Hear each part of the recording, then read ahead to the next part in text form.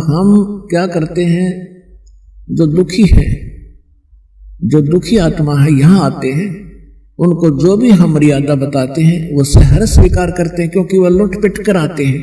उन्होंने सभी देवी देवता झाड़ के देख लिए, उन्होंने सभी जंतर मंत्र करवा रखे हैं, और यहाँ आते ही सुख हो जाता है।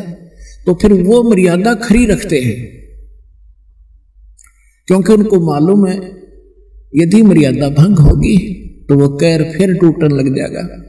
और जो बीच बिचाला सा है, जो ना गने दुखी है ना गने सुखी है, और वो यहाँ आते हैं, नाम ले लेते हैं। परमात्मा का तो स्वभाव है, बिजली कनेक्शन मिलते ही कोई काम कर लियो सब डूडा उठा देगी, और फिर वो लोग विचलित हो जाते हैं, क्योंकि ज्ञान संपूर्ण ना होने से, और कहीं लोकलाज में आके फिर वो कोई ना कोई गड़बड़ कर ही जाते हैं, और मर्यादा भंग हुई। देखो, दो कारण होते हैं। कई भक्त ऐसे होते हैं बार बार मर्यादा भंग करते रहते हैं, कोई हानि भी नहीं होती उनको, और कुछ ऐसे होते हैं मर्यादा भंग कर दी तुरंत उसको हानि होगी या मृत्यु हो जाती है या कोई और कष्ट भारी आ जाता है। उसका ये कारण होता है कि जो बार बार मर्यादा भंग भी कर रहा है, कोई हानि भी नहीं हो रही है, तो उसका अभी शुभ संस्कार पिछले चल रहे हैं, और जिसने मर्यादा भंग कर दी और मृत्यु होगी तो उसका संस्कार था मृत्यु का, और मर्यादा भंग होने से परमात्मा का प्रोटेक्शन हट गया, और उधर से उसका उस समय आ गया। और यदि वो मर्यादा में होता तो उस समय वैसे कहा जाता मृत्यु का, उसके मृत्यु प्राप्त नहीं हो सकती। तो पुण्यात्माओं, ये थोड़ी सी सावधानी ये भी बरतो, घनी सावधानी बरतो कि हमारा नाम खंडा हो। लोक लाज ना कीजियो निर्भय हो रहिए, ये मन साधो दीजिए तय गोविंद पाइए।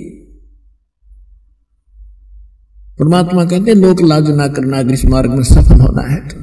हाँ, लोक लाज वो करो जो चोरी नहीं करे, उसमें लोक लाज माने, जारी नहीं करे, रिश्वत नहीं लेनी चाहिए, और झूठ नहीं बोला, किसी को ठगा नहीं, ये है लोक लाज करण की।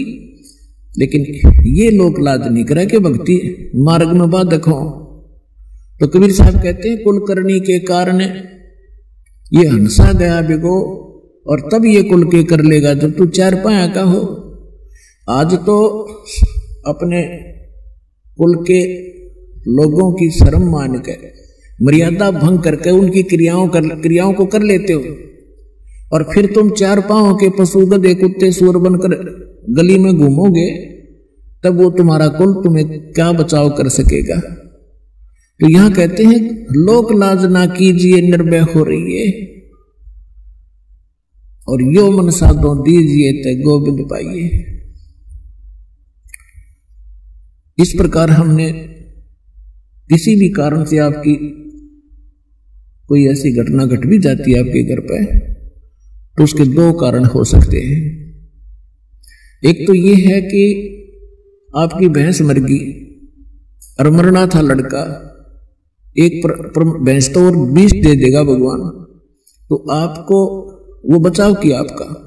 फिर दूसरा ये होता है कि जैसे कई भक्त होते हैं दुखी होकर आते हैं, कुछ एक को तो आप देख रहे हो, जैसा बहुत अनुभव सुनते हो भक्तों की अपनी आत्म कथा, कई तो ऐसे होते हैं आते नाम लेते हैं और तुरंत ठीक हो जाते हैं अधिकतर, और कुछ एक ऐसे होते हैं नाम ले भी लेते हैं, 2 4 10 बार चक्कर भी लगा लिए, राहत नहीं, जो वो सोचकर आते हैं कि हमें ये होना चाहिए और वो नहीं हो रहा, तो वो ये सोच बैठते हैं कि मुझे तो कोई लाभ नहीं हो रहा। तो उसके कारण आपको बता दिया, बहुत से ऐसे हैं कि जैसे या तो मर्यादा भंग आपकी। कबीर साहब कहते हैं, अपनी महिमा पर बताते हैं, सतगुर के दरबार में कमी काहे की ना, अन समझ ना पावता तेरी चूक चाकरी मां। इस कबीर भगवान के दरबार में इम्पॉसिबल वर्ड नहीं है, इसकी डिक्शनरी कहते हैं, लेकिन हमें लाभ नहीं मिल रहा, तो उस कहते हैं तेरी चूक चाकरी में, तेरी कोई पूजा सेवा और श्रद्धा में त्रुटि है, उसको सुचारू कर, फिर डूंडा ठा देगा। भगवान ही समर्थ है, ये क्या नहीं कर सकता। एक झोपड़ी में रहने वाला एक दुल्हा, जो संसार उसको दुल्हा मानने थी जाने थे, अब तक 10 पार खू हो गया, हमें पता लगा तो लाल थे भगवान थे, और जिसके द्वार पर 18 लाख व्यक्ति आ गए, जिसके सुबह का आटा घर में ना हो और उसके घर पर 18 लाख मेहमान आ जाए, चिट्ठी बाई इनविटेशन, और सबको फिर 3 दिन तक वो मोहन भोजन खिला रहे हैं, सब हलवा पूरी खीर खांड और सूखा सीधा को ले जाता, ले जाओ खा लियो अपने घर पर जाके, और 1 असर भी 1 दोहर दे रहे हैं। तो पुण्यात्माओं, वही समरस आज आपके साथ है, तो वो क्या नहीं कर सकता आपके लिए। तो परमात्मा कहते हैं सतगुरु के दरबार में, यानी परमात्मा के दरबार में, अब सतगुरु जो होता है वो परमात्मा ही होता है, या फिर परमात्मा अपना विशेष कृपा पात्र ही भेजा करते हैं। तो वो कृपा पात्र जो परमात्मा का दास होता है, परमात्मा की सभी पावरों से युक्त होता है, उसको परमात्मा अपनी शक्ति देकर भेजता है। जैसे प्रधानमंत्री का कोई प्रतिनिधि इशार में आ जाता है तो उसको वो अपनी बहुत सी पावर देकर भेज देता है, और हरियाणा स्टेट के लिए वो पर्याप्त होता है। जो उसको उसकी रिक्वायरमेंट होती है वो पूरी कर देता है 1 मिनट में।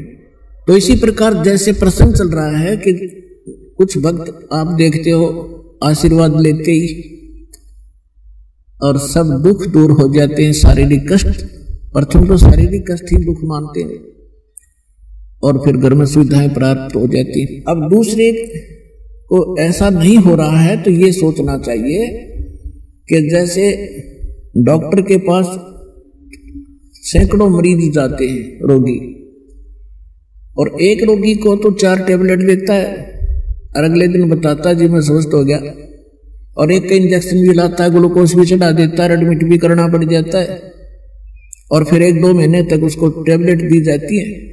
तो स्वस्थ करके छोड़ेगा डॉक्टर, क्योंकि उसको पता है ये रोग भयंकर है, ये 4 गोलियों से ठीक होने का नहीं है। तो पुण्यात्माओं, आप जी ने ये ध्यान रखना चाहिए। एक तो इसमें ज्ञान परमात्मा इसलिए आधार बनाया है क्योंकि जब परमेश्वर कबीर जी 600 वर्ष पहले आए थे, सन 1398 से सन 1518 तक जब परमात्मा यहां आए थे, तो उन्होंने अपनी वो सारी लीला करके दिखाई थी जो भगवान किया करते हैं।